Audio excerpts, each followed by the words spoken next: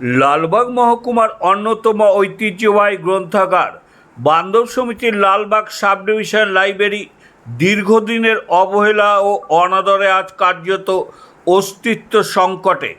রাজ্যের গ্রন্থাগার ব্যবস্থার উন্নয়নের দায়িত্ব যার হাতে, তার বিধানসভা এলাকায় একটি স্বীকৃত গ্রন্থাগারের এই করুণ চিত্র সামনে আসায় নতুন করে প্রশ্ন উঠতে শুরু করেছে।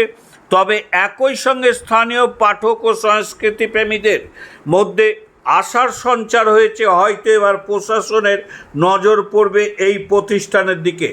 বান্ধব সমিতি ক্লাবের দ্বিতলে অবস্থিত এই গ্রন্থাগারটি 1956 সালে গ্রামীণ গ্রন্থাগার এবং 1989 সালে টাউন লাইব্রেরির স্বীকৃতি লাভ করে বলে জানা যায়। একসময় এলাকার জ্ঞান চর্চা ও সাংস্কৃতিক কর্মকাণ্ডের অন্যতম কেন্দ্র হলেও বর্তমানে তা অব্যবস্থাপনা ও পরিকাঠামোগত সংকটের প্রতীক হয়ে দাঁড়িয়েছে। বর্তমানে লাইব্রেরিয়ানের দাবি, গ্রন্থাগারের 3টি কম্পিউটার দীর্ঘদিন ধরে অচল অবস্থায় পড়ে রয়েছে। পাশাপাশি একটি জেরক্স মেশিন, একটি প্রিন্টারও খারাপ হয়ে পড়ে থাকায় পাঠকদের আধুনিক পরিষেবা দেওয়ায় কার্যত অসম্ভব হয়ে উঠেছে। বইয়ের তাক জুড়ে জমেছে ধুলোর স্তর, আর নিয়মিত পাঠকের সংখ্যা নেমে এসেছে প্রায় শূন্যের কোঠায়। কর্মী সংকটে চরম আকার ধারণ করেছে। একসময় নাইট গার্ড সহ 3 জন কর্মী থাকলেও বর্তমানে সমগ্র গ্রন্থাগারের দায়িত্ব সামলাচ্ছেন মাত্র একজন লাইব্রেরিয়ান। এমনকি গ্রন্থাগারের শৌচাগারের এবং পানীয় জলের কোনো ব্যবস্থা নাই বলে তার দাবি। সবচেয়ে তাৎপর্যপূর্ণ বিষয় হলো, গ্রন্থাগার মন্ত্রীর দায়িত্ব গ্রহণের পর তার নিজের বিধানসভা এলাকায় একটি স্বীকৃত ঐতিহ্যবাহী গ্রন্থাগারের যদি এই অবস্থা হয়, তাহলে রাজ্যের অন্যান্য গ্রন্থাগারের পরিস্থিতি বিগত সরকারের আমলে কেমন ছিল সেই প্রশ্ন উঠেছে বিভিন্ন মহলে। স্থানীয় বাসিন্দা, পাঠক ও সংস্কৃতি প্রেমীদের মতে এই গ্রন্থাগারের দ্রুত সংস্কার, আধুনিকরণ এবং পর্যাপ্ত কর্মী নিয়োগ এবং প্রয়োজনীয় পরিষেবা পুনরায় চালু করা হোক, এখন সেটা সময়ের দাবি। শিক্ষা ও সাংস্কৃতিক ধারক বাহক এই প্রতিষ্ঠানকে বাঁচিয়ে রাখতে প্রশাসনের দ্রুত হস্তক্ষেপের দাবি তুলেছেন এলাকার সচেতন নাগরিকগণ। এ বিষয়ে মুর্শিদাবাদ সাংগঠনিক জেলা বিজেপি সভাপতি সৌমেন মণ্ডল তিনি কি বললেন, আসুন শুনে যাক। প্রবাহ সংবাদ, লালবাগ থেকে শঙ্কর ঘোষের রিপোর্ট। আপনার নাম কি? আমার নাম শরীফুল ইসলাম। কত সালে এখানে জয়েন করেছেন?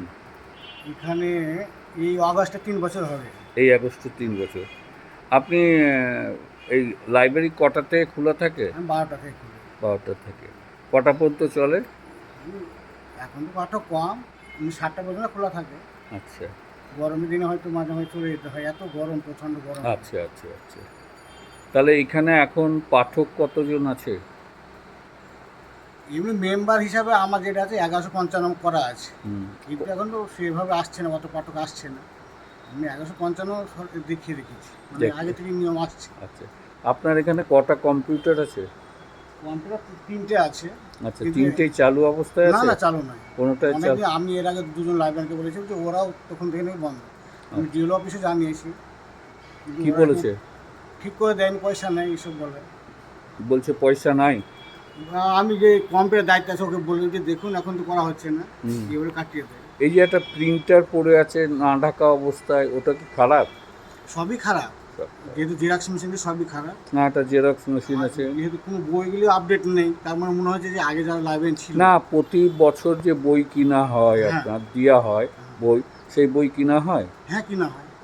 নতুন বই আছে? হ্যাঁ, আছে। কোথায় সেগুলো? এইদিকে রেখেছি। কি কি বই আছে এখানে? নতুন বই, দিদির লেখা বইগুলো কটা করে কিনেছেন? দিদি মনে হয় এবার আমি গিয়ে দেখে বলো, 2টো মনে হয়, 2টো কি একটা মনে হয় এবার মনে হয় কিনেছি।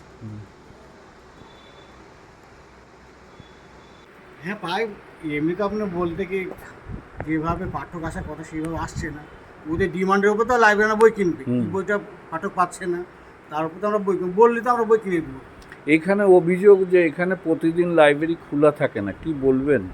না, এটা ঠিক, হয়তো আমি একাই আছি, যেমন আমি সোমবার ডিএলও গেছিলাম, সেক্ষেত্রে বা ইলেকশনে ছিলাম, সেই সময় যদি অভিযোগ আসে তাহলে সেটা মিথ্যা। তাছাড়া আপনি প্রতিদিনই আসেন বলছেন? হ্যাঁ, নিয়মিত আসি।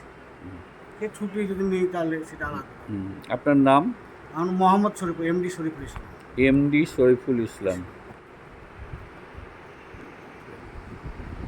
সালে গ্রামীণ লাইব্রেরি মর্যাদা পেয়েছে 1956 সালে। 56 সালে।